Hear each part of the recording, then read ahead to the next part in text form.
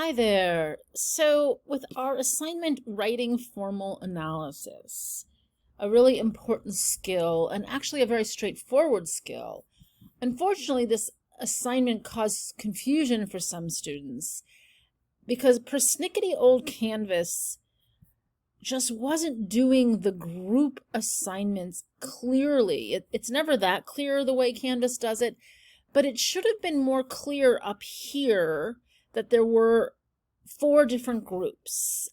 Something went wrong with the setting for Canvas, but it looks like most of you were just really bright about being flexible, jumping in and making it work. And you did, because the idea was that in this discussion space, you are practicing the basic activity of formal analysis by starting with choosing an artwork.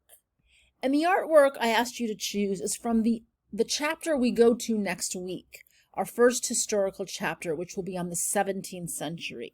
So I'm not asking you here to read the chapter, but actually to just look through the images from the perspective of formal analysis. Partly that's a way of getting you excited about the artwork you're going to be looking at, and it's also a way of having you kind of pre-building your knowledge of what comes up in that chapter before you even start reading it. So let's just say we have our first group here with Maya's group. They jumped right in, they figured it out. Maya, Yuki, there's Maddie, Brianna, Marlo. This is a group. You worked really well. You talked about Aliyah, excuse me if I'm mispronouncing it, and Melissa Metz, as well as Jan jumped in. So you all discussed the artwork and you divided up kind of where to focus the formal analysis. So you're a group. Even if Canvas didn't really make it clear the way it was supposed to. I'm feeling frustrated with Canvas this semester. I have like a Canvas curse going on. And Amon is here. So all of you have a group leader in Maya. I saw that she volunteered.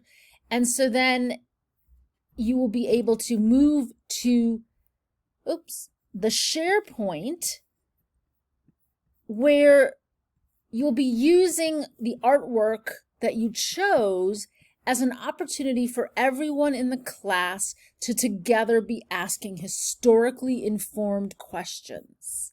So this is sort of the second part of the assignment, or the offshoot of the assignment. And in this part, you start to work with instead of formal analysis, historical thinking, which is introduced to you in these videos. So similarly, we had another group that formed and created a dialogue, which was exactly what you wanted to do, around Karina, Jan Pauline, Cameron, Eugene. Forgive me if I don't know how to pronounce it in the Russian way. Please correct me. I would love to pronounce it in the Russian way. Karina again there. So you also are ready to kind of put your thoughts together and post in the Sharepoint. And then we have a group that's got Barbara, Dustin, Nathaniel, Amir, Deanna, and then our next group, Brianna. Oh, you're continuing. Barbara's there, Liana. So you're sort of wound up having to, with Deanna here, you wound up having to kind of create ad hoc groups, which is okay. I realize now that Canvas failed you. I didn't think it had failed to kind of solidly slot you into your groups like it was supposed to. When it's told it's a group discussion, it's supposed to do that.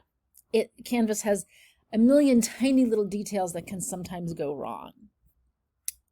The point is, as long as you're working together, you have a group leader, you've formed some thoughts, you will be in a position to go ahead and post your initial formal analysis in the Sharepoint. This is taking forever. Because the way this is set up is you take that picture and the formal analysis that you developed together as a group, you post it here so that your peers from other groups who are not part of your conversation can start to pose historical questions about it. They can read your formal analysis, think about what you did in your formal analysis that's successful, and then kind of flip to the other half of our history, which is thinking historically. And that's really the method to my madness here with these two interrelated assignments. I want you to be able to focus on formal analysis, looking at the visual facts of an artwork and describing them with the kind of sensory precision that you use to describe the food. That was the point of the food exercise. But then I also want you to know that that's only half.